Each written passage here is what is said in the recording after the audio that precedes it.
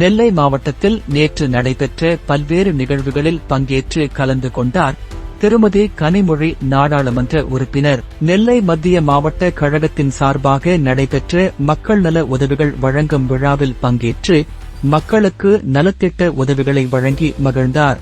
8வது புறணை புத்தக திருவிழாவில் கலந்து கொண்டு பண்பாட்டு ஆய்வாளர் பேராசிரியர் திரு தோ. பரமசிவன் 75 நினைவரங்கில் பண்பாட்டு அசைவுகள் எனும் தலைப்பில் உரையாற்றினார். இறுதியாக கழக தலைவர் முதலமைச்சர் அண்ணன் திரு மு க ஸ்டாலின் அவர்களின் அறிவுறுத்தலின் பேரில் ஒன்றிய நிதிநிலை அறிக்கையில் தமிழ்நாட்டிற்கு அநீதி இழைத்த ஒன்றிய பாஜக அரசை கண்டித்து பாளையங்கோட்டையில் நடைபெற்ற பொதுக்கூட்டத்தில் பங்கேற்றுக் கண்டன உரையாற்றினார்.